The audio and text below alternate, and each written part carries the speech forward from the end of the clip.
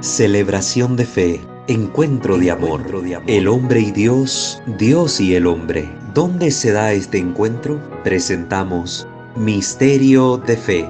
Escúchanos y conoce más sobre las expresiones de nuestra fe creída y celebrada en la liturgia. Señor Jesús, mi Salvador, amor eterno, amor divino. Sean bienvenidos a una transmisión más de sus catequesis litúrgicas a través de nuestro canal Misterio de Fe, al cual le invitamos a suscribirse y activar la campana de notificaciones para estar pendientes de todo el material que semana a semana vamos compartiendo con ustedes. Les invitamos también a conocer nuestros otros dos canales, Creo, Señor, Yo Creo, donde encontrará un vasto material apologético para defender y conocer su fe católica. De igual manera, visitar nuestro otro canal, Santo Debo Ser, en el cual encontrará vasto contenido con materia espiritual que a usted le puede servir para la vivencia de su fe cristiana. Les invitamos también a darse una vuelta en Facebook por nuestra página, @WalterFajardo20. Denle like, compartan el enlace con sus amigos, familiares, sus conocidos, para que más personas puedan integrar esta comunidad, pero sobre todo catequizarse, formarse, instruirse en nuestra santa fe católica. Vamos pues a comenzar la sesión de este día poniéndonos en la presencia de nuestro buen Dios. In nomine Patris et Filii et Spiritus Sancti. Amén. Oh Señor, Dios bueno, justo y misericordioso, que te compadeces de tus hijos, que andan por el mundo necesitados de ti. Ten piedad de nosotros y escucha nuestra oración, Señor. Atiende nuestras súplicas, sobre todo en estas catequesis, donde pedimos siempre el discernimiento necesario que nos conceda tu Santo Espíritu, para poder adquirir estos conocimientos y aplicarlos en nuestra vida de fe, en nuestra vida cotidiana, para que no sea un conocimiento inerte, sino que sea realmente un medio para conocerte y amarte más. Te pedimos, Señor, que los ruegos de nuestra dulce Madre, Nuestra Señora, la siempre Virgen María, Reina nuestra, los ruegos de los santos y de los ángeles, nos alcancen de ti las gracias necesarias para nuestra salvación eterna y para poder actuar en nuestra vida con coherencia cristiana. Que todo, Señor, te tenga siempre a ti como su fuente y tienda a ti como su único fin. Te lo pedimos a ti que hoy reinas por los siglos de los siglos. Amén. Pater noster, qui es in celis, sanctificetur nomen tuum, adveniat regnum tuum, fiat voluntas tua sicut in cielo et in terra. Panem nostrum quotidianum da nobis hodie, et dimite nobis debita nostra, sicut et nos dimitimus debitoribus nostris, et ne nos inducas in tentationem, sed libera nos a malo. Amén. Ave Maria, gratia plena, Dominus tecum, benedicta tui mulieribus, et benedictus fructus ventris tui, Iesus. Sancta Maria Mater Dei, ora pro nobis peccatoribus, nunc et in hora mortis nostre. Amén. Gloria Patri et Filio et Spiritui Sancto, sicut erat in principio et nunc et semper, et in saecula saeculorum. Amén. Ave Maria Purissima, sine labе concepta, in nomine Patris et Filii et Spiritus Sancti. Amén. Muy bien, queridos hermanos, ya las sesiones pasadas hemos comenzado esta nueva sección en nuestro canal que va a versar sobre los espacios sagrados y todo lo que tiene relación con ellos. Es decir, vamos hablando acerca de nuestros lugares de culto, los templos, los elementos que contiene el templo, los distintos tipos de templos que hay en nuestra iglesia. Les recuerdo que todos estos contenidos son contenidos bastante sintéticos, expuestos muy a grosso modo, que ustedes pueden ir cada vez más profundizando con la investigación personal. Ahora, en estos tiempos, le damos gracias a Dios que además de contar con las bibliotecas, contamos con el Internet, una herramienta muy útil para indagar todos estos conocimientos, para averiguar términos que tal vez nos parezcan no tan familiares, para poder profundizar algunos contenidos. Eso ya es la parte que queda en cada uno de ustedes, queridos hermanos, profundizar todos estos elementos. Trato yo siempre de sintetizarles contenidos que hemos visto durante años a lo largo de nuestro proceso de formación y que siempre buscamos algún libro elemental que nos pueda servir como referente primero y como base para desarrollar las catequesis, pero que no es el tema único que les compartimos. Siempre tratamos de profundizar los contenidos o añadirle un poco más a las palabras que aquí compartimos desde nuestra experiencia para que ustedes se nutran.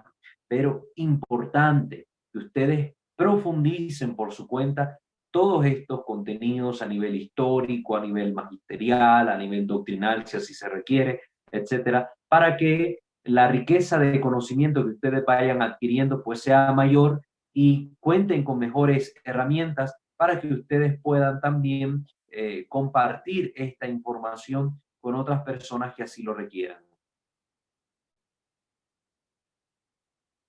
Estamos introduciendo entonces la temática de los espacios sagrados basándonos en la obra del cardenal Joseph Ratzinger, Introducción al Espíritu de la Liturgia.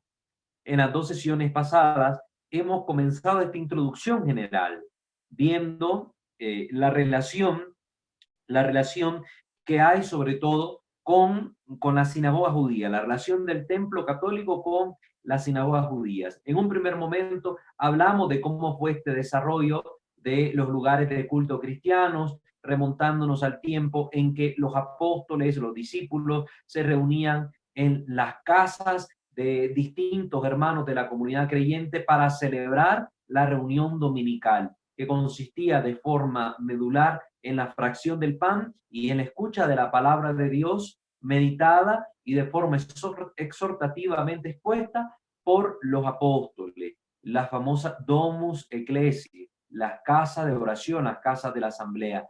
En la segunda sesión, referente a este tema, vimos más que todo cómo ha ido dándose esta migración de la concepción judía del espacio de encuentro con Dios a la concepción cristiana de estos espacios, donde sobre todo nos enfocábamos en este cambio en la orientación de los templos.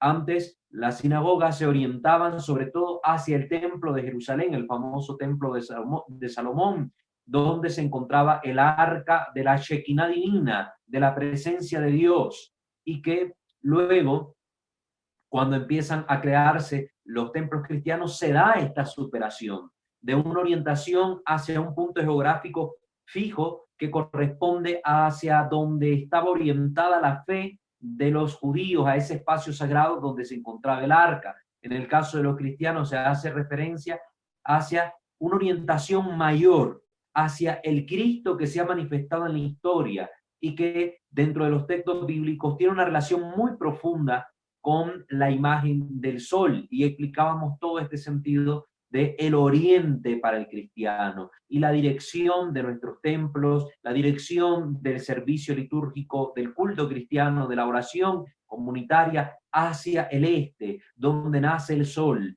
símbolo de este sol victorioso que nace de lo alto, como dice el Evangelio de Lucas, y que es Cristo nuestro Señor, nuestro punto de referencia. Por ello, mirábamos en la sesión pasada, dentro de estas 3 novedades que estamos enumerando, que con respecto a la sinagoga judía tienen los templos cristianos, la primera fue precisamente esta. Ya no se dirige la mirada a Jerusalén, sino hacia el oriente, y explicábamos toda esa riqueza simbólica contenida en ese acto de traslación en la orientación. Ahora vamos a ver esta segunda renovación que se da frente a la sinagoga. Y es que esta va a tener que ver sobre todo con la aparición de un elemento totalmente nuevo. En la pared oriental, es decir, en el ábside del lugar cristiano de culto, se halla ahora el altar sobre el cual se ofrece la Eucaristía. Recordemos que en la pared de la sinagoga que se orientaba hacia el templo de Jerusalén, se colocaba el cofre de la Torá, ese cofre bellamente adornado, donde se encontraban o se contenían los rollos de la ley, los rollos donde estaba la palabra del Señor. Entonces, en el templo cristiano va a acontecer algo diferente. Ya no va a estar el cofre de la Torá. Ahora se nos habla de un ábside, que esto es una estructura con la que cuentan ciertos templos, sobre todo templos de antigua data, ya los modernos no, pero los templos de antigua data en la pared que apuntaba hacia el oriente, estaba el ábside, que es una estructura o semipoligonal o un poco esférica o circular, si ustedes la quieren así para comprenderla, que en ese extremo de la pared pues le daba una forma cóncava a la pared. No era recta totalmente, sino que tenía una forma cóncava, una forma cóncava.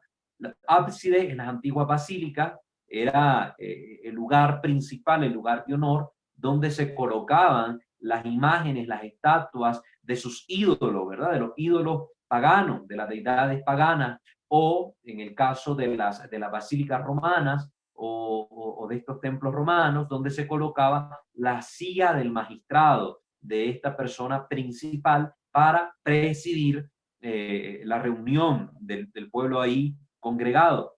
En el caso de los templos cristianos, en estos lugares, en esta ábside, que es un lugar de honor, ya no se va a colocar la Torá, sino que se va a colocar el altar donde se va a celebrar el santo sacrificio, donde va a estar presente Jesús en las especies del pan y el vino consagrado, cuerpo, sangre, alma y divinidad, el lugar de honor para Jesús sacramentado.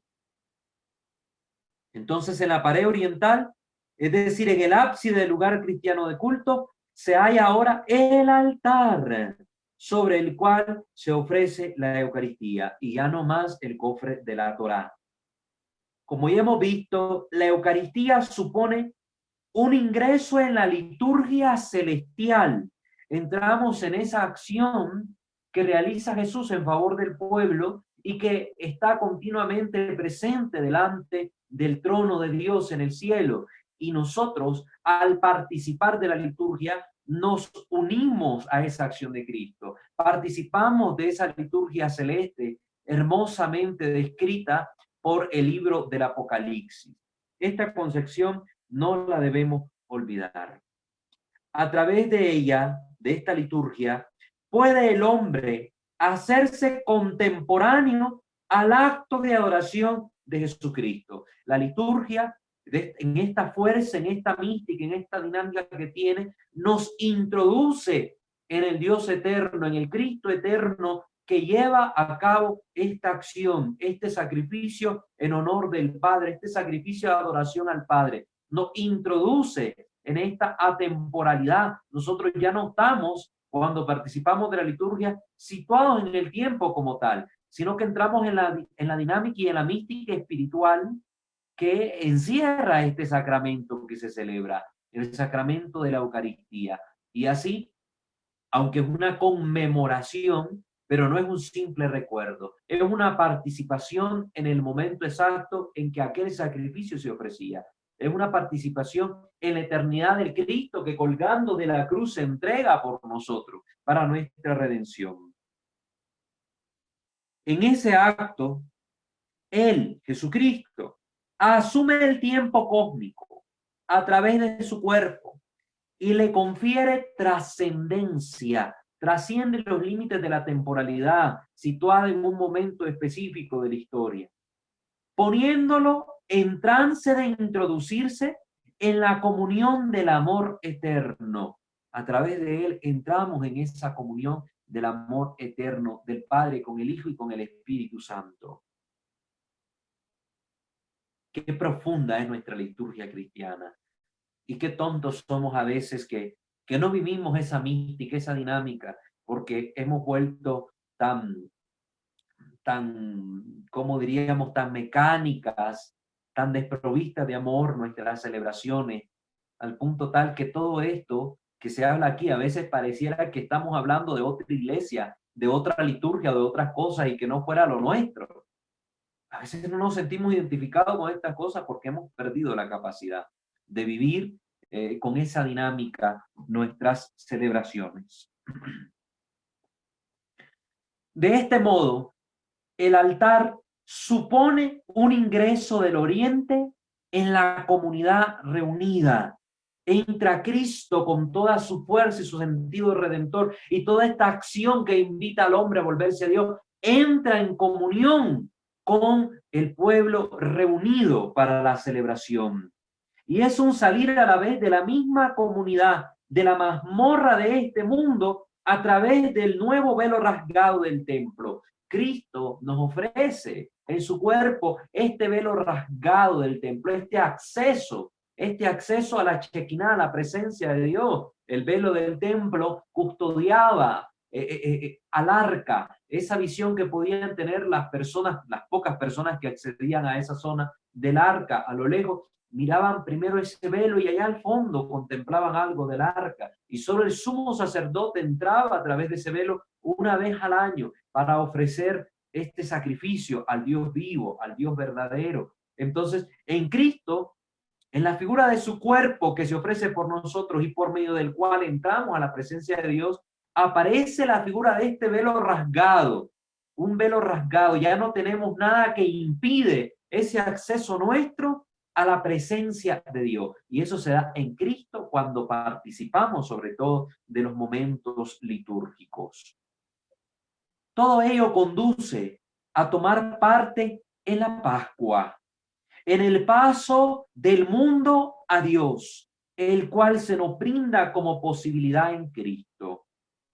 Resulta claro que el altar en el ábside mire hacia el oriente, siendo al propio tiempo una parte de ese mismo oriente. Y vuelve a insistir el cardenal Ratzinger sobre este tema que vamos a desglosar más adelante, sobre el oriente. Pero vuelve a insistir, de ahí era que esta dinámica estructural de el altar creado, construido en dirección al oriente, ahí en el ábside del templo, pues estuviera con esa dinámica, porque se significaba y se simbolizaba más todo lo que el rito encerraba en el momento de la consagración con lo que el oriente significa para el cristiano. Sí es cierto que en el pasado se intentaba fijar la mirada en Jerusalén a través del Arca de la Alianza y del cofre conteniendo la palabra, no lo es menos que con el altar se ha hecho presente un nuevo centro de atención. Nuestra mirada está fija en el altar, donde se manifiesta Cristo que busca al hombre, Cristo que ha salido al encuentro del hombre, Cristo que se le manifiesta al hombre, que se le revela, que ilumina al hombre como el sol que nace en el oriente. Ahí está ahora nuestra vista, fija en el acontecimiento del altar. Y como ustedes están percibiendo, no se le está dando aquí importancia que si es versus Deum o versus Populi, el hecho de que si el sacerdote está ofreciendo el sacrificio viendo a la pared oriental o viendo hacia el pueblo, no, sino que siempre la vista del cristiano está fija en el altar y en el acontecimiento del altar, porque aunque el sacerdote esté viendo, como dice mucha gente, en una frase mal pronunciada, con mala intención, ¿verdad? Que el sacerdote le está dando la espalda al pueblo, aunque fuese la misa celebrada en el rito extraordinario, su forma extraordinaria del rito romano, siempre la vista del cristiano está en el altar. En ningún momento es el sacerdote el centro de atención para el cristiano. Nunca está hablando aquí el cardenal Ratzinger que el sujeto que atrae la atención del cristiano en la liturgia es el sacerdote. Nunca. Siempre debemos hacer hincapié en esto, querido hermano. Y es importante por la buena salud de la comprensión de estas cosas que hablamos. El hecho de que la mirada del cristiano está fija en el acontecimiento del altar, donde el sacerdote es instrumento en las manos de Dios para realizar, para efectuar en el altar de ese lugar específico esta acción que trasciende a las realidades temporales e incluso geográficas, que las trasciende.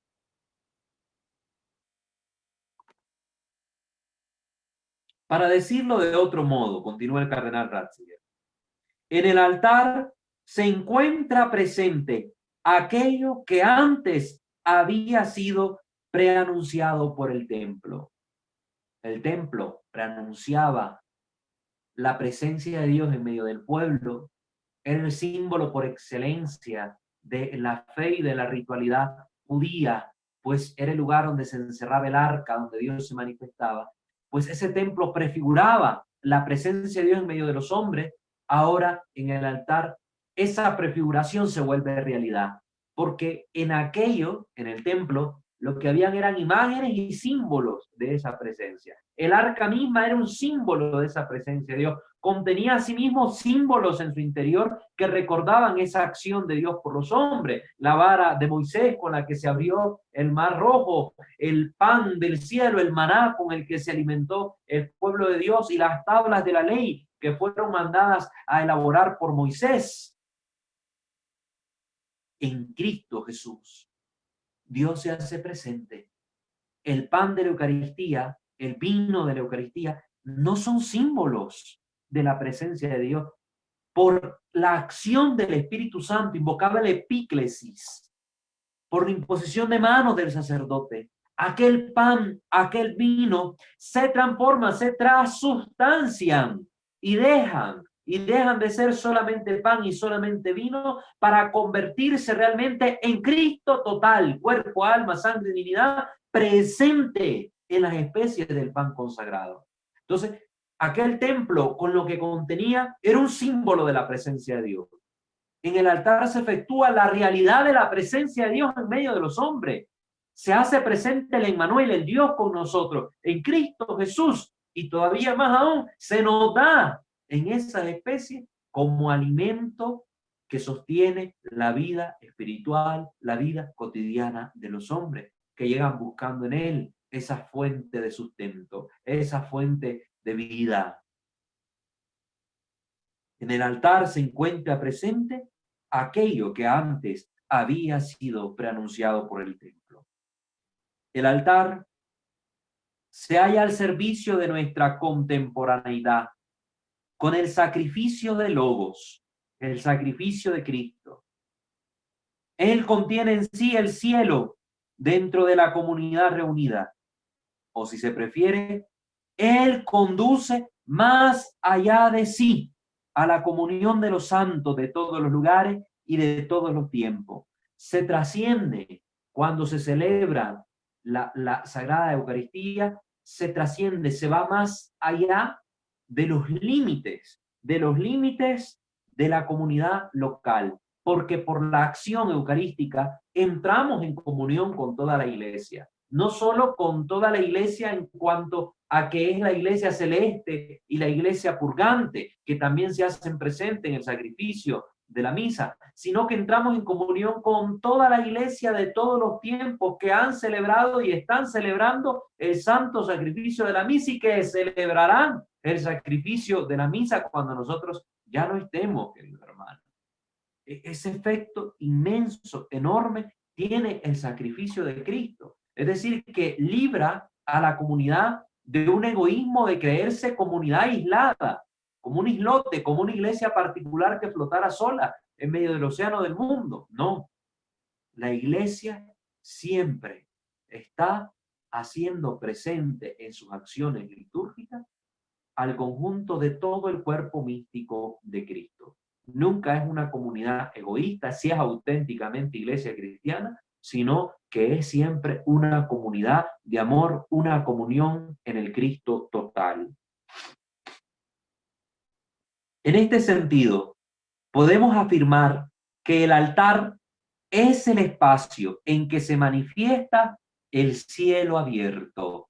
No sé si ustedes también han tenido la oportunidad de ver esta película muy bonita, El Gran Milagro, que ya se las he comentado en distintas ocasiones, que aunque está animada en forma de dibujitos, recoge y expresa las visiones de muchos místicos sobre la Eucaristía, que en el momento de la consagración han contemplado el acontecimiento celestial que se revelaba ante sus ojos y que tal vez No a todos se nos ha dado esa gracia, esa consolación particular. No a todos se nos ha dado, a todos los cristianos, pero a través del testimonio de estos hombres y mujeres santos, hemos podido conocer que aquello que la Iglesia ha manifestado siempre como un acto de viva fe en la Eucaristía es real y acontece verdaderamente cuando se celebra la Santa Misa. Si no han visto esta película, pues todavía no lo han hecho, les invito a que ustedes puedan hacerlo. Ya está disponible en muchas plataformas, creo que también por YouTube ya está disponible. Búsquenla y véanla completa. Miren qué interesante lo que se presenta. Como dice aquí el Papa Emérito Benedicto XVI, el altar es el espacio en que se manifiesta el cielo abierto. Ven los místicos aparecer a la Virgen María postrada de rodillas ante el altar, a los coros angélicos adorando a Dios que se hace presente en el pan eucarístico. Es maravilloso. Y no le hago más spoiler para que ustedes vayan a verla.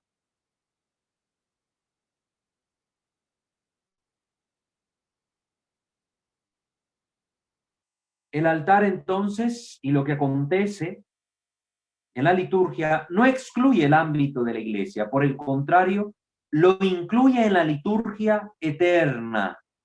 La cuestión sobre la justa ubicación del altar se halla ahora en el centro de las discusiones posconciliares, ¿verdad? Esto también es importante, es interesante que lo veamos. Ya después del concilio se ha armado todo un problema, un caos respecto a dónde debe estar realmente ubicado el altar, cuál es la mejor posición, y debido a todas estas discusiones hemos visto aparecer delante de nuestros ojos incluso un cierto tipo, o si le podemos llamar así, de distorsión del sentido de los templos y de los altares, como lo venimos hablando aquí de mano del cardenal Ratzinger. Templos donde incluso el altar ni siquiera está al centro del templo como tal, en la parte del presbiterio, sino que está el presbiterio, al centro una cruz y a un lado el altar y a otro lado el ambón. Y entonces incluso ya se ha visto esta desconfiguración estructural del templo.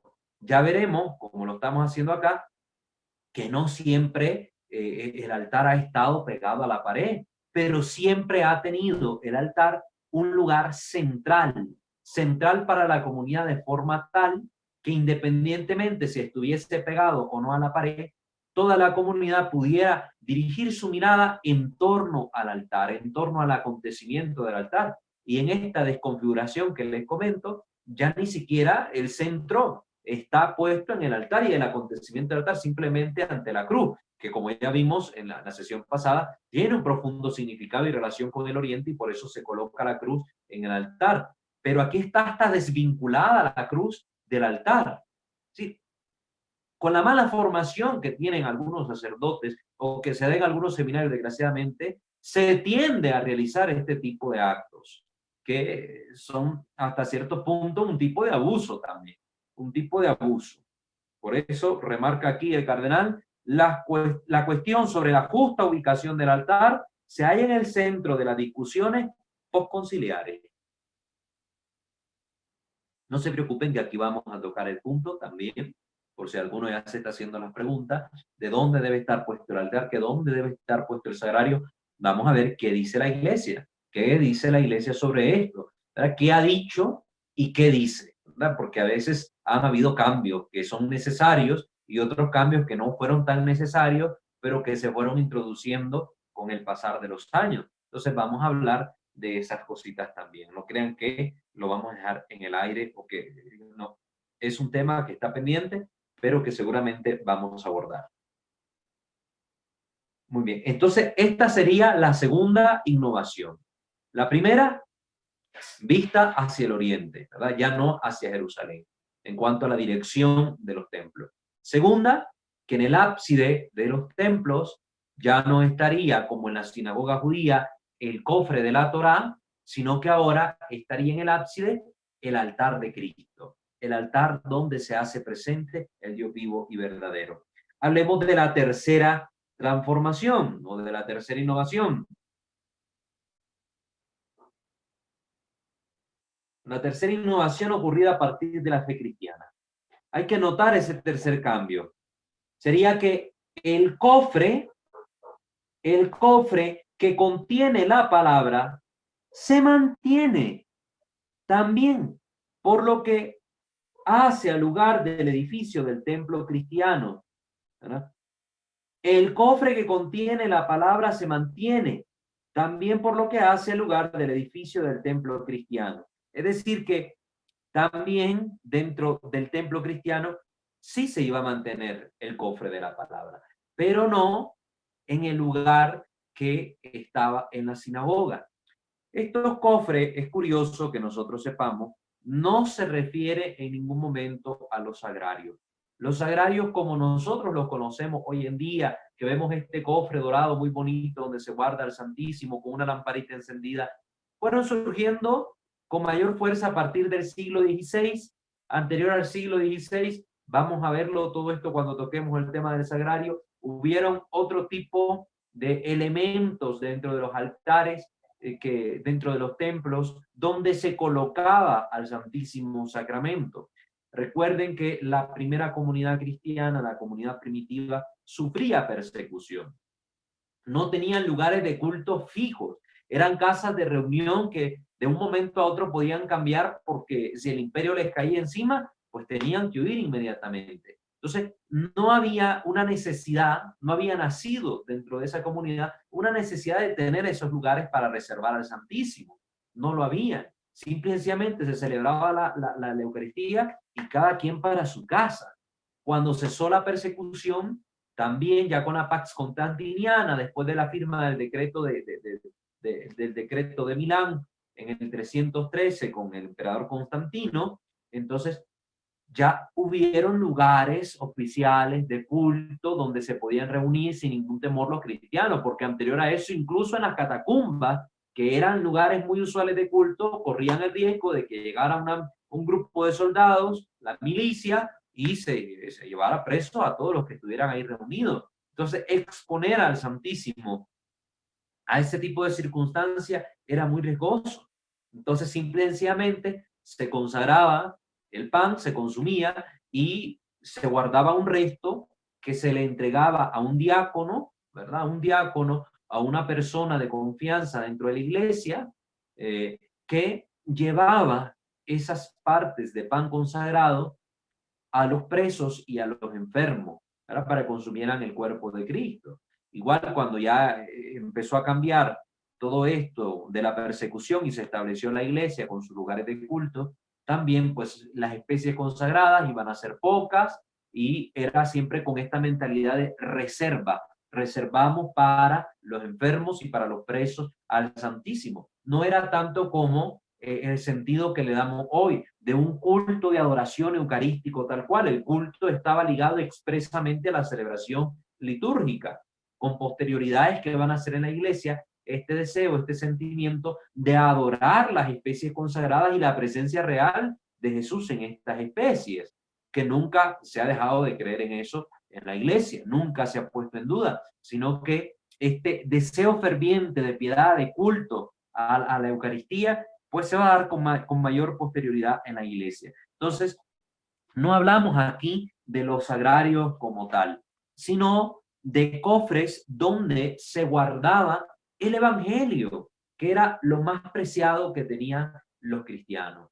Sabemos que igual los textos sagrados en un principio no estaban compilados, como que dijéramos que desde que murió Jesús, ya al domingo siguiente había un domus ecclesiae, una iglesia donde se reunían los cristianos con la Biblia en mano, como tienen a veces en su mente creído los protestantes, ¿verdad? Los herejes. No, los textos sagrados se fueron compilando a lo largo de los años. Poquito a poco se fueron creando las colecciones con las cartas de los apóstoles, con los evangelios y documentos que todavía tuvieron que ser seleccionados por la iglesia para tener realmente lo que fue el canon de la Sagrada Escritura. Recuerden que esto no fue de la noche a la mañana, hubieron textos con contenidos que no eran propiamente cristianos, sino más de tipo gnóstico o incluso paganos, que se habían infiltrado dentro de la iglesia. Y la autoridad eclesial tuvo que hacer una selección de estos textos. Recuerden que con la orden del Papa San Dámaso es que se comienza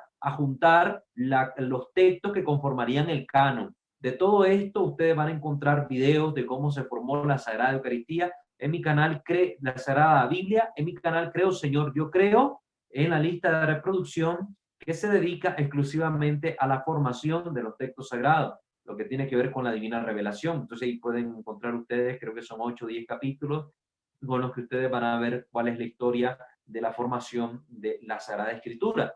Entonces, los cristianos de la iglesia primitiva no tenían estos textos en sí, pero cuando ya empezaron a reunirse ciertas colecciones, ya los cristianos empezaban a tener estos textos para sus celebraciones, para sus reuniones, de forma tal que incluso en el tiempo de la persecución ya andaban copias de los evangelios o copias de las cartas, sobre todo de San Pablo, entre las pequeñas comunidades cristianas.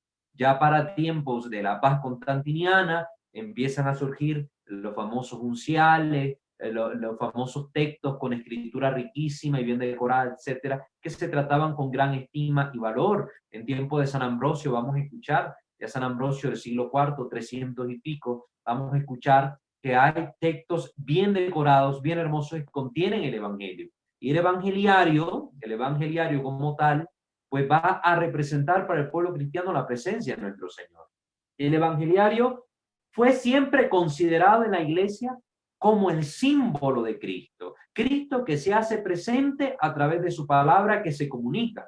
Recuerden que Cristo es la palabra eterna del Padre, el Logos encarnado. Entonces, el evangelio que contiene la palabra de Cristo va a ser un símbolo riquísimo de la presencia de nuestro Señor para los cristianos. Al punto tal que muchos cristianos en el tiempo de la persecución incluso eran capaces de dar su vida por aquellos textos sagrados, para que no fuesen profanados los textos de la Sagrada Escritura o los textos del Evangelio. Eran capaces de dar su vida, Y los cristianos perseguidos a veces tenían que someterse a ciertas pruebas donde se les ponía delante el texto sagrado del Evangelio y se le pedía para ver si realmente era cristiano o no la persona que escupiera esos textos o que los pisara o que los arrojara al suelo. Entonces, ese tipo de prácticas tiene ya mucha data, ¿no? Mucha data en el mundo. El evangeliario fue siempre considerado en la iglesia como el símbolo de Cristo y por tanto fue signo de honor religioso y litúrgico especial. Fue signo de honor religioso y litúrgico especial. Los códices que contenían su texto se quería con preferencia a los otros. ¿Verdad? Preferían el evangeliario, el que contenía los evangelios, antes que el que contenía las epístolas, las cartas. Era lo que más buscaban las comunidades. Y se buscaba que estuvieran escritos en caracteres unciales de oro y plata. Imagínense ustedes con qué amor, con qué estima custodiaban la palabra de Dios y el valor que tenía la palabra de Dios, especialmente los evangelios, para las primeras comunidades. Que el texto no fuera cualquier texto corriente, sino escrito con caracteres especiales, grandes, una letra muy decorada, muy bonita, en oro y plata, sobre finísimos pergaminos de púrpura, suntuosamente encuadernados y guardados en cofres preciosos. Estos cofres preciosos son los que estamos hablando en este tercer punto. ¿Ah? Cofres preciosos. Así es como los evangelios eran importantes y tratados con honor. Por ejemplo, aquí otra referencia que les digo.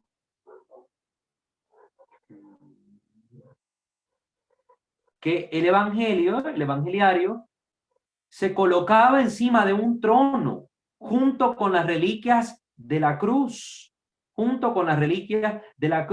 Tenía un trono especial para colocar los evangelios. También el evangeliario fue colocado sobre el altar junto a la Eucaristía, leído en la misa entre cirios, perfumado de incienso, honrado poniéndose en pie toda la asamblea para escucharlo, besado por los ministros, usados en la consagración de los obispos y llevado en procesión como símbolo de Cristo. Sobre él todavía hoy, como se hacía en tiempo de Justiniano, se profieren los juramentos. Imagínense estas prácticas que hoy vivimos en la iglesia respecto al evangelio, se hacían ya desde tiempos de San Ambrosio de Milán, cómo se honraba el evangelio, cómo se leía y el lugar donde a veces se colocaba junto a la Eucaristía en el altar. Por eso es que después, cuando surgió lo que es el rito romano y sobre todo en la forma que nosotros conocemos como extraordinaria, es que vamos a ver que en el altar está colocado el misal, donde están los textos del Evangelio también, y ahí mismo en el altar donde se celebra la Eucaristía, se lee tanto lo que conocemos como las epístolas, la primera lectura diríamos hoy, y el Evangelio a cada extremo. A un lado se leía la epístola, al otro lado se leía el Evangelio, pero siempre sobre el altar. Entonces esa relación Evangelio-altar, pues ya también tiene vieja data en la iglesia. Esto que he leído sobre el evangeliario lo vamos a encontrar en el libro Historia de Liturgia, tomo 1, de Mario Righetti, ¿verdad? Para que sepan de dónde sacamos esa información y que no venga cualquiera a decir que estamos inventando locura. No, nada que ver. Entonces, el cofre que contiene la palabra se mantiene, pero esta vez tendrá al evangelio. Pero como no podía ser por lo menos, también aquí se dan notables novedades. En lugar de la Torá se va a encontrar el texto del Evangelio, del cual brota en primera instancia el significado propio de la Torá. Como decía Juan 5:46, Jesús hablando, Moisés escribió sobre mí. El cofre con la palabra Arca de la Alianza se convierte ahora en el trono del Evangelio, en el trono del Evangelio, ese lugar de honor, que desde luego no suprime las escrituras. En ningún momento se está queriendo dar a entender que el Evangelio suprime la escritura. Al contrario, en él se encuentra el pleno cumplimiento de la Torá. No la desplaza tampoco, sino que le confiere a las escrituras inteligibilidad. Es preciso considerar que el Evangelio carecería de fundamento sin las escrituras asumidas por los cristianos. Fue importantísimo todo esto, todo este texto, sobre todo la versión de los 70, que es la que va a abrazar la comunidad cristiana, la versión de los 70, el canon alejandrino en vez del canon palestinense, pero son fundamentales y necesarias para comprender las escrituras contenidas en el Evangelio. Entonces ya vamos viendo esos cambios que se dan. Orientación no a Jerusalén, orientación hacia el oriente. Ahora ya no en el ábside puesto en el lugar central el cofre de la Torá, sino el altar. Y aunque el cofre se mantiene, este tercer cambio, ahora se sustituye la Torá por los evangelios, la sustitución de la Torá por los evangelios. Y también guardado en un cofre de honor.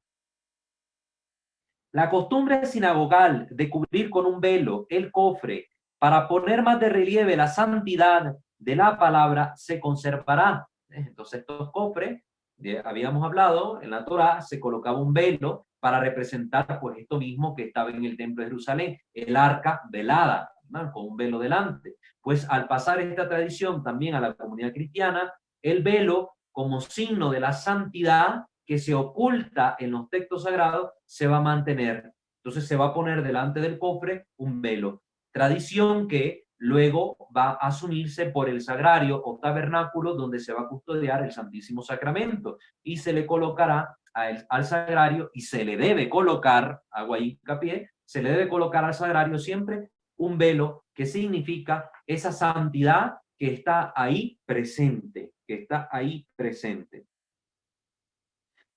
Cae por su propio peso, que es también el nuevo, el segundo lugar sacro, es decir, el altar. También al altar se le va a rodear con un velo, que este velo, pues lógicamente con el pasar del tiempo va a dar lugar a los famosos manteles, a los manteles que se colocaban en el altar. El altar estaba pelado, disculpen la expresión un poco vulgar, así estaba descubierto y lógicamente con este sentido del velo para cubrir lo sagrado, pues se coloca también un velo sobre el altar, que esto va a ser el origen luego de los tres famosos manteles que deben colocarse sobre el altar, que también aquí hablaremos de esos manteles, y también dará origen, y sobre todo en las estructuras de las iglesias de tipo oriental, a al famoso iconostasio. Iconostasio, que podemos decir es una especie de mampara que se coloca delante del altar, donde está representada la corte del cielo, ¿no? Los santos ahí, los iconostasios por lo general están cubiertos con imágenes de santos que tienen el fondo dorado para recordarnos esa celestialidad, ¿verdad? Esa presencia de Dios que lo ilumina todo.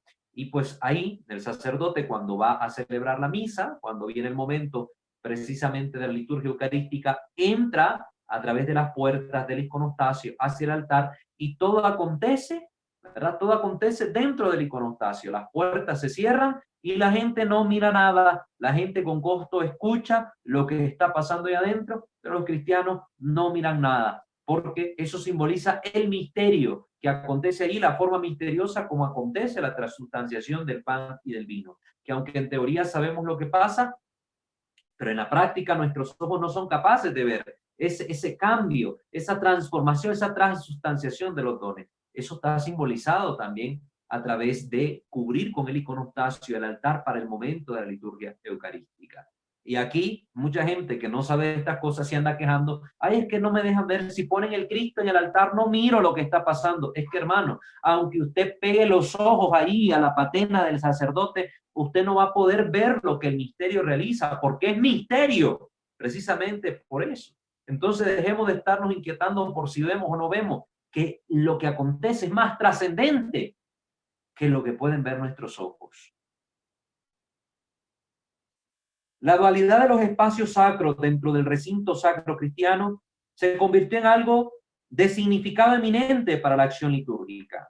En la liturgia de la palabra, la comunidad se hallaba reunida en torno a los libros sagrados y a la cátedra vinculada a ello, la cátedra donde se enseñaba. Este hecho significa por sí mismo el paso de la cátedra de Moisés a la cátedra del Logo. Allá en la sinagoga se atiende a la Torá y a la predicación de los rabinos, aquí a la predicación del obispo en base a los evangelios. Igual que el rabino no hablaba por su propio poder, así tampoco el obispo, que interpreta la Biblia en nombre y por mandato de Cristo, no habla por sí mismo, lo hace con la autoridad de Cristo. De este modo, a partir de una palabra escrita en el pasado, se revive la realidad contenida en la propia palabra, a través de esa enseñanza, de esa predicación del obispo. Se trata de una locución actual de Dios a nosotros. Dios nos sigue hablando a través de la palabra proclamada y a través de la exhortación realizada por la autoridad. En este caso, los obispos o los sacerdotes, o ya por último en su defecto, los diáconos. Tras la conclusión de la liturgia de la palabra, durante la cual los fieles permanecen junto a la cátedra del obispo, se trasladan todos con él al altar. Es entonces cuando resuena la exhortación, conversi ad dominum, volveos hacia el Señor, convertíos, vuélvanse hacia el Señor. Esto es, mirad ahora junto con el obispo hacia el este, en el sentido de la palabra de la carta a los hebreos. Fijemos los ojos en Jesucristo, el que inicia y consuma la fe. Hebreos 12:2. Todos junto con el obispo viendo a Cristo. Este era el sentido de la celebración litúrgica, con rostro vuelto hacia Dios, versus Deum. Todos, el sacerdote y los fieles, ven a Cristo. Cuando se levanta la hostia, el sacerdote no está viendo hacia el suelo, está viendo hacia Cristo. Y el pueblo también, todos, sacerdote y pueblo, viendo hacia Cristo en la misma dirección. Todos vamos hacia Dios. Ahora este sentido de esa dirección, todos hacia Dios, se ha perdido porque la comunidad queda encerrada en el sentido de que el sacerdote nos ve a nosotros, nosotros a la gente, al sacerdote, y todos viendo a la hostia en una mirada que se encuentra y que encierra en un círculo, es decir, le da hermetismo a la comunidad. Pero de esto vamos a hablar también más adelante cuando nos enfoquemos sobre la dirección en que deben estar nuestros altares. Pero sigamos hablando acá. Entonces, aquí les parecerá raro esto que han oído de que se trasladaban todos de un lugar hacia otro. Sí, es que también había una configuración un poco diferente en los templos de la comunidad primitiva. La liturgia eucarística se llevaba a efecto en vista de Jesús y es en sí misma una mirada puesta en Jesucristo. Por eso puede decirse que la liturgia tenía en los primitivos templos dos espacios. La liturgia tenía dos espacios para los dos momentos principales que en ella se realizaba. En primer lugar, estaba el espacio de la liturgia de la palabra, que tenía lugar sobre todo en medio de la nave. Durante su celebración, los fieles se agrupaban en torno al bema o a la bema. Vamos a ver qué es eso. Que era un círculo elevado en el que se hallaba el trono del evangelio, trono del que hemos hablado, el trono del evangelio, la sede del obispo y el ambón. Entonces, ahí en la bema. Sí, la primera estructura de los templos tenía un espacio para que se predicara la palabra, se leyera, y un espacio donde se celebraba la Eucaristía como tal, donde estaba el altar. Entonces, todos atendían primeramente a este espacio, a la predicación de la palabra, y luego el obispo se trasladaba junto con ellos a la parte central donde se realizaba la celebración eucarística. Vamos a ver más sobre esto de la bema para que lo entendamos mejor. El bema es una parte de la arquitectura de la iglesia más antigua que cualquier otra, y uno que no mucha gente conoce sobre esto de los bemas y todo. Mucha gente el término ni siquiera lo conoce. A medida que más y más gente comenzó a adorar públicamente en los primeros años después de Cristo, se requerían más y más oficiantes de la iglesia romana, en el caso de la Basílica de Roma. Las primeras iglesias eran simplemente demasiado pequeñas para contener un altar, para dar cabida al creciente número de creyentes. Por lo tanto, nació la bema, para dar ese espacio apropiado a la proclamación de la palabra y luego el espacio apropiado para la celebración eucarística. Un bema tradicional es uno que se levanta en la parte delantera de la iglesia y es más frecuente en las basílicas hoy. La parte delantera, no hablamos al frente de la iglesia, sino la parte delantera hacia donde se ubica el altar está hacia adelante. Entonces nació en esa parte delantera, ¿verdad?, los bemas. El más famoso pues está en la Basílica de San Pedro en Roma. Esta bema se extendió lateralmente, este espacio, ¿verdad?, arquitectónico, se extendió lateralmente más allá de la sala principal, la nave principal, formando dos brazos laterales y haciendo que el edificio tomara la forma de una T, con un ábside sobresaliendo. El ábside, esta parte circular, sobresalía, ¿no?, el ábside sobresalía, después estaba aquí el lugar donde se ponía el altar, y luego venía la nave central, teniendo aquí la bema más adelantito, que era este espacio que se tornó como un espacio lateral, transversal a la nave central, y que le fue dando su forma de cruz, de T, de tau, a los templos, A partir de este principio, la planta de la iglesia se convirtió en la llamada cruz latina. Es a partir de este momento de la historia, de la arquitectura de la iglesia, de que la planta de la iglesia en sí crecería e incorporaría el símbolo de la cruz latina en su trazado. Entonces, ustedes se han fijado o ven en internet fotos aéreas de la Basílica de San Pedro, nos vamos a fijar que tiene forma de cruz. La parte del ábside, después la nave central y algo transversal acá. Ese espacio transversal sería la bema. Bueno, continuemos para que sigamos hablando de este tema. Entonces, la liturgia de la Eucaristía, propiamente hablando, tenía su puesto en el ábside, ante el altar, en torno al cual se mantenían los fieles en pie, los cuales, junto con el celebrante, se volvían al oriente hacia el Señor que ha de venir. Aquí en el área de la bema, la liturgia de la palabra, después todos hacia el área de la liturgia eucarística. Lógicamente, cuando el número de los fieles fue creciendo, ya no se movía nadie de su lugar, sino que lo que giraban era la vista. Ya de estar viendo acá donde predicaba el obispo, ahora vemos acá donde se efectúa la Eucaristía, pero ya no tiene lugar este desplazamiento, sino que solo sería la vista la que gira. Mirad ahora junto con el obispo hacia el este. Fijemos los ojos en Cristo, y aquí tiene sentido esta palabra de Hebreos 12:2. Por fin, hay que mencionar una última distinción entre la sinagoga y los edificios primitivos dedicados al culto cristiano. En Israel, solo los varones tenían derecho a tomar parte en el culto. Su presencia era constitutiva de la liturgia. Solo a ellos se refería el sacerdocio común descrito por el libro del Éxodo en su capítulo 19. Para las mujeres había únicamente dentro de las sinagogas un lugar de las tribunas, en las tribunas o en las logias, ¿verdad? Que eran como una especie de plataforma elevada donde ellas se ponían y estaban divididas del recinto principal por unas mamparas. Entonces, esa es la forma en que en Israel se llevaba adelante estos momentos de reunión cuando los judíos iban a la sinagoga. Todos los varones por un lado en un lugar preferencial, las mujeres aparte, ¿verdad? En el templo, igual, las mujeres tenían un acceso limitado hasta cierta área del templo. Más allá de esa área no podían ingresar más que los varones, y dentro de los varones, pues una parte escogida de ellos, los levitas, ingresaba a una parte más propia donde se llevaban los sacrificios a cabo, y solo el sumo sacerdote, entre todos ellos, entraba hasta la Santa Santorum. Eso se daba entre ellos. En la Iglesia de Cristo no se dio una tal discriminación.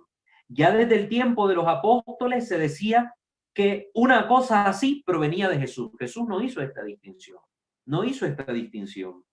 Aunque no se confiara a las mujeres el culto público de la palabra, se hallaban incluidas plenamente en la celebración, lo mismo que los hombres. Es decir, que en nuestras iglesias nunca se dijo, bueno, las mujeres se quedan en el atrio, los varones pasan a la nave. No, varones y mujeres por igual entran a la nave de los templos y en ellas participan de la celebración eucarística,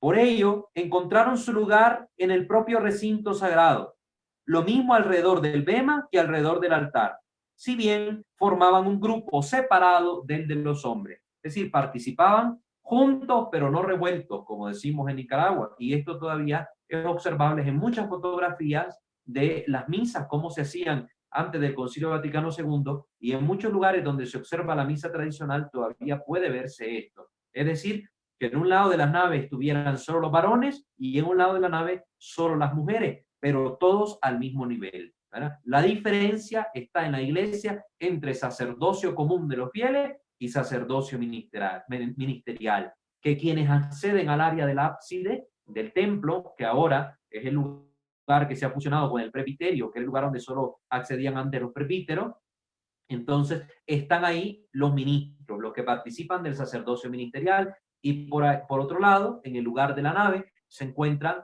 pues los demás fieles que participan del sacerdocio común.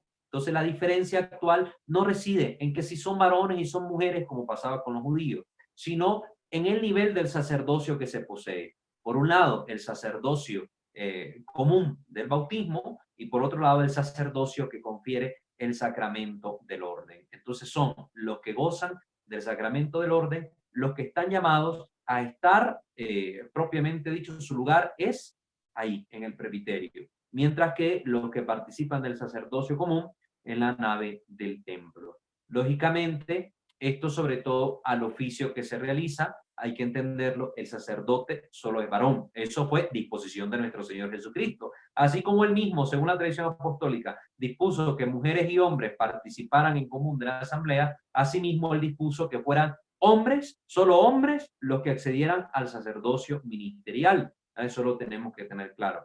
Y distinto es ahora un ministerio laical que se pueda realizar que permita el acceso a este espacio privilegiado, como puede ser el ministro lector y el ministro acólito, que ahora con la modificación que hizo el Papa Francisco, con esta motu propio Spiritus Domini, pues permite también que las mujeres accedan a estos ministerios y por tanto ellas pueden también tomar un lugar apropiado en estos espacios reservados a los sacerdotes para llevar a cabo su ministerio, solo en virtud de esa función. Una vez terminada su función, pues participan con los demás laicos de su lugar correspondiente.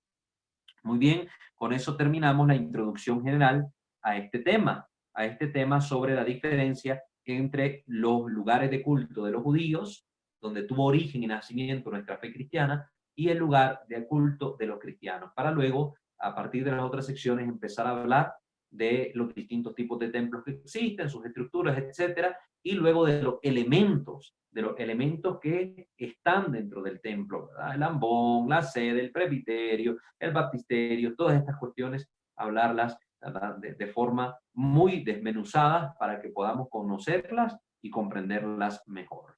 Muy bien, les recuerdo que pueden suscribirse a este canal y a nuestros otros dos canales. Ya son 3 canales los que administramos: Misterio de Fe, Creo Señor Yo Creo, y Santo Debo Ser. Y también darle like a nuestra página en Facebook, @WalterFajardo20.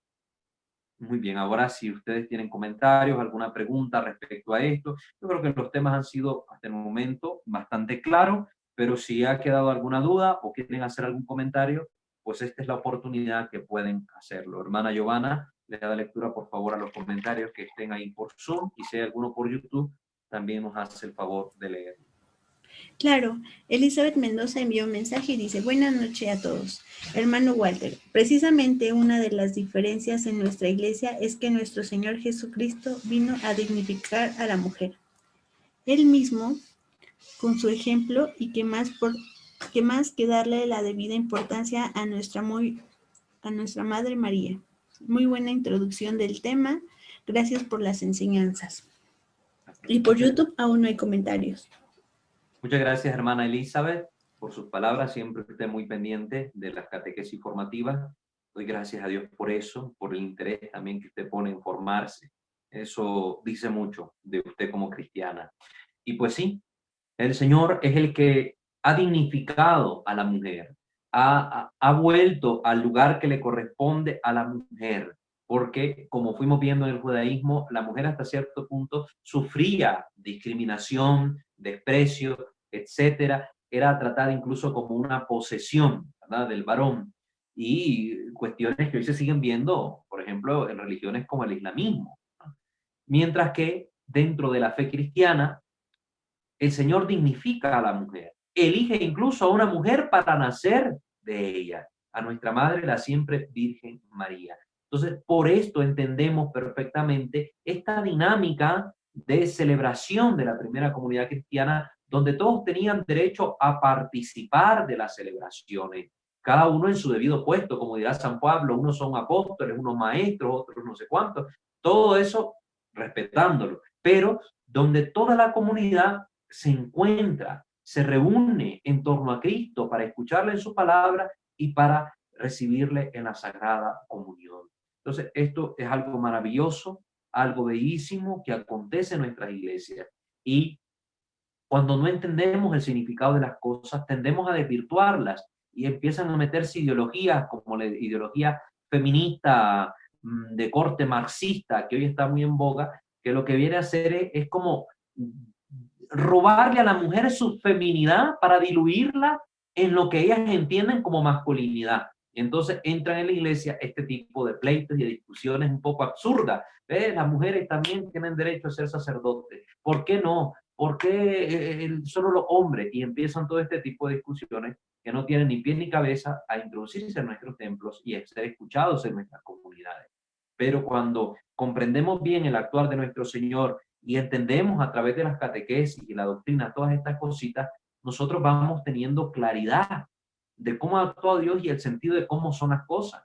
Por eso les decía, la distinción no está entre sexos, ¿verdad? Sexo masculino y sexo femenino en la comunidad cristiana, sino que en referencia al sacerdocio del que se goce. Sacerdocio común y sacerdocio ministerial. Sacerdocio ministerial es el que tiene la potestad, la autoridad para poder celebrar los sacramentos, hacer presente a Cristo, y el sacerdocio común no tiene esta autoridad. Esto ha sido por voluntad de Dios. Dios lo ha querido así, Él lo ha configurado así, y nosotros como iglesia lo aceptamos, lo recibimos, lo vivimos, y debemos siempre tratar de decir con mucho amor: Señor, hágase tu voluntad y no la nuestra.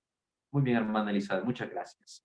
No sé si alguien más quiera comentar a través de los micrófonos o escribir su mensajito.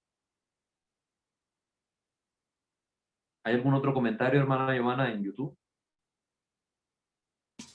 No, ninguno. Muy bien. Entonces, YouTube, nadie quiere participar, ¿verdad? Pero no sé si aquí de los que están conectados por Zoom quiere alguien más participar, comentar algo, preguntar algo.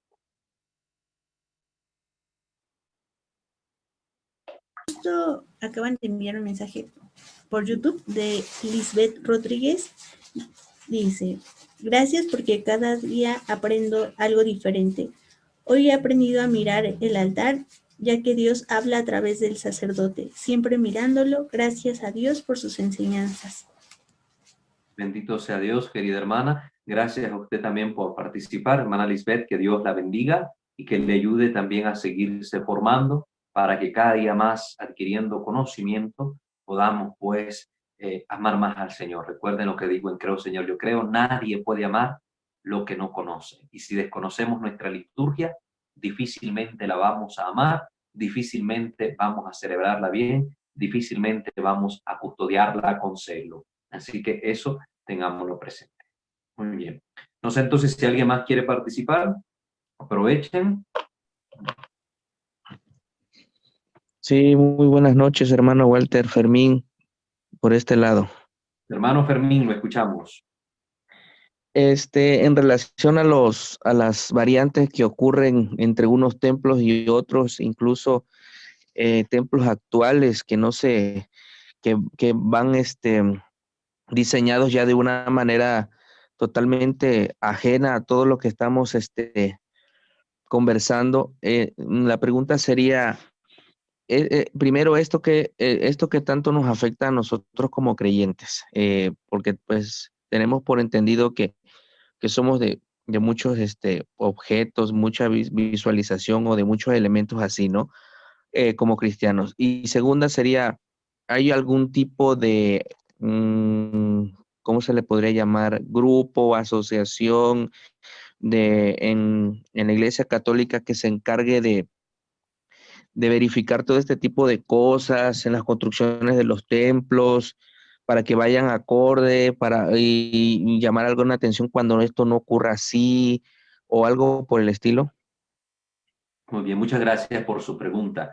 Sí, realmente creo que sí hay un problema. Sí hay un problema cuando atendemos al tipo de construcción actual que se está haciendo en nuestros templos.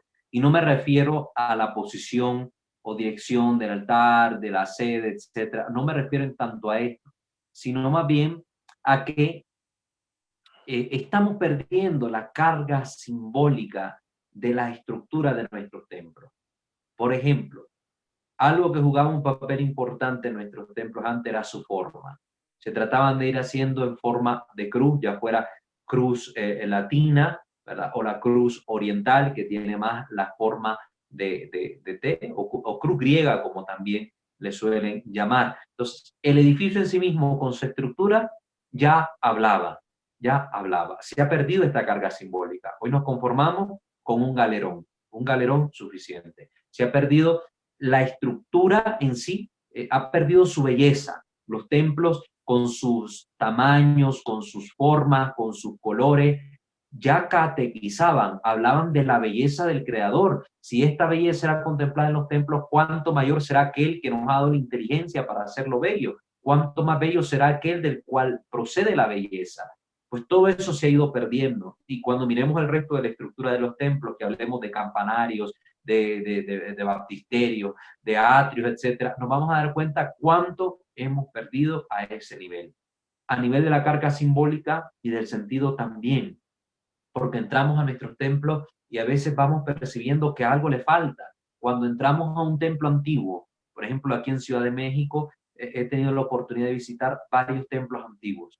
Y luego entramos a un templo más moderno, sentimos el choque. Hay un choque abismal que hasta impresiona hasta cierto punto, porque sentimos como que algo le falta a estos templos modernos, en su estructura, en su diseño, algo le falta. Entonces sí, yo creo que le resta sentido y valor simbólico a estos elementos que forman parte de nuestra riquísima tradición católica y que influyen en nuestra vida espiritual y como creyente. Porque si yo viendo antes un vitral hermoso a colores ahí adelante en el altar, y eso, la luz me llevaba a transportarme en mi oración hacia el cielo, hacia lo elevado, hacia Dios. Ahora eso ya lo pierdo, ya no lo tengo. Miro una pared desnuda, con un Cristo por allá o una imagen media deforme, ya no me inspira, ya no me motiva. Se pierden muchas cosas realmente.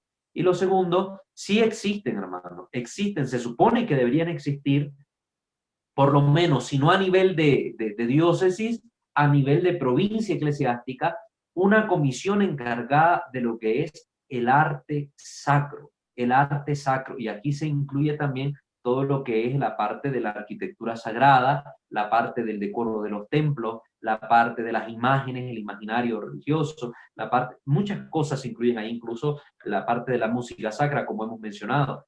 Lamentablemente estas comisiones, si existen, no se les ve muy activas o cumpliendo su papel, y si no existen, pues ¿qué más podemos esperar? Cada sacerdote va construyendo a como se le da la gana y como cree que debería ser aquello, no hay una supervisión, a veces ni siquiera por parte del primer supervisor de la diócesis, que debe ser el obispo. Se va a comenzar un proyecto, a ver, ¿cómo estás construyendo este proyecto? Presentame primero los planos, quiero ver qué idea tiene, cómo se corresponde esta idea con lo que realmente busca la iglesia hacer con sus espacios de culto. A ver, vamos a analizar esto. No, simple y sencillamente, a veces se le comenta al obispo, mire, vamos a remodelar la iglesia, va a construir, cuando usted venga aquí se va a llevar la sorpresa de qué bonito hemos hecho la iglesia. Y hasta que llegue el obispo a visitar, a hacer su visita pastoral, se da cuenta del cambio que hubo o de la construcción que se realizó hasta ese momento, pero con anterioridad no.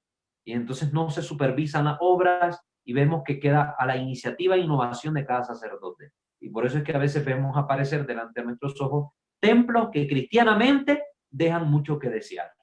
Templos que bajo corrientes ahora minimalistas o modernistas o no sé qué cuánto, se construyen supuestamente para la gloria de Dios, pero lo que terminan haciendo es glorificar a los hombres y distorsionando la visión cristiana de los lugares de culto. Iglesias amorfas, no tienen una forma, que no te conducen a Dios. Puedes pensar que es cualquier cosa, hasta un antro menos una iglesia. Puedes pensar que es hasta un antro menos una iglesia, por la forma que tienen. Entonces, estas comisiones deben existir en cada diócesis, o al menos a nivel de provincia, y si existen, deben cumplir esta función de poder supervisar estos proyectos cuando se vaya a hacer el cambio en una estructura o cuando se vaya a elegir una nueva estructura a construirse, pues debe estar ahí detrás para ver que no se dejen llevar las construcciones por las iniciativas o innovaciones que quieran hacer los sacerdotes a gusto y antojo, sino conforme a los cánones que la Iglesia prevé para esas construcciones. Muchas gracias por su intervención, hermano Fermín. Gracias, muchas gracias por la respuesta. Muy acertada como siempre, y la verdad que disipa muchas dudas en relación a lo que nosotros observamos en la actualidad con las construcciones y edificaciones de nuestros templos. Muy amable, hermano, gracias. Claro que sí, hermano Fermín. Creo que tenemos un comentario de Nayensi.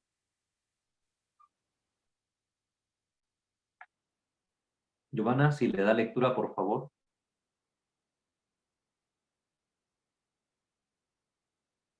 Giovanna, ¿está por ahí?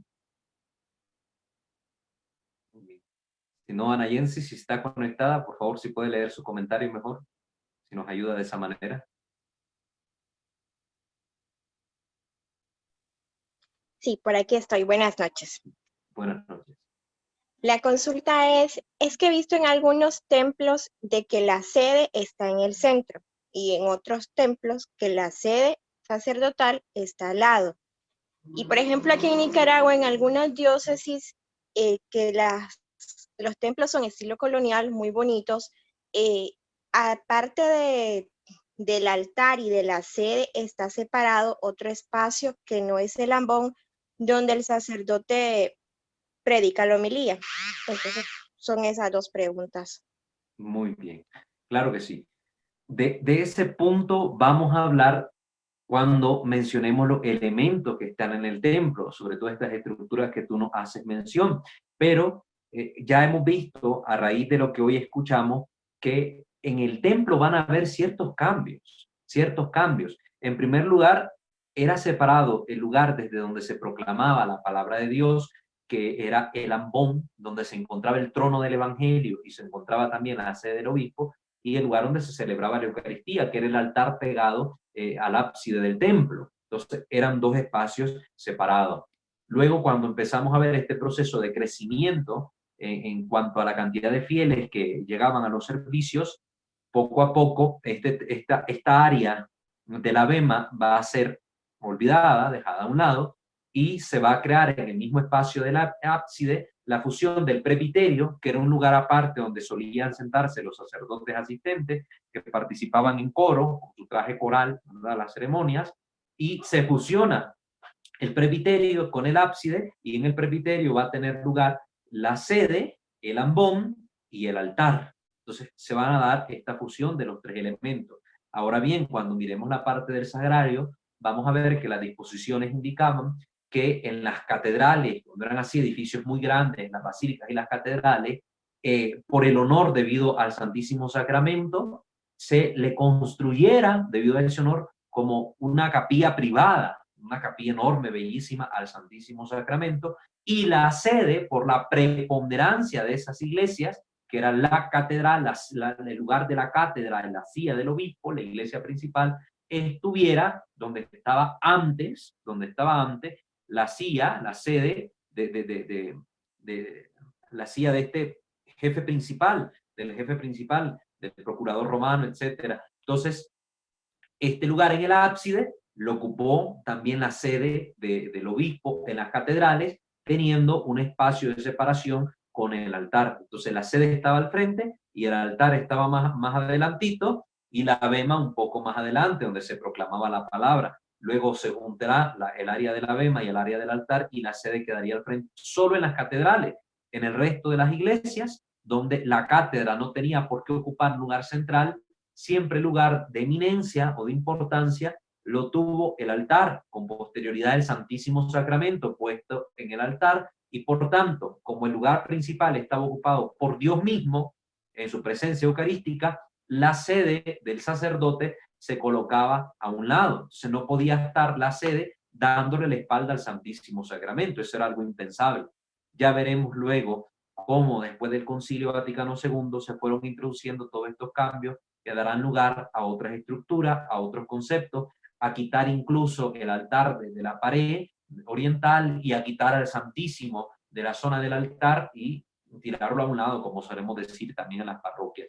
Entonces, de todo eso vamos a hablar de forma más desarrollada cuando vayamos viendo las distintas partes que integran nuestros templos. El ambón, la sede, el Santísimo Sacramento reservado en el sagrario.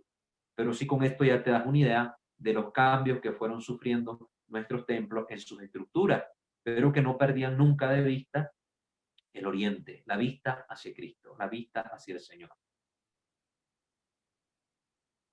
Muy bien. Muchas gracias. Claro que sí, hermano Nayensi.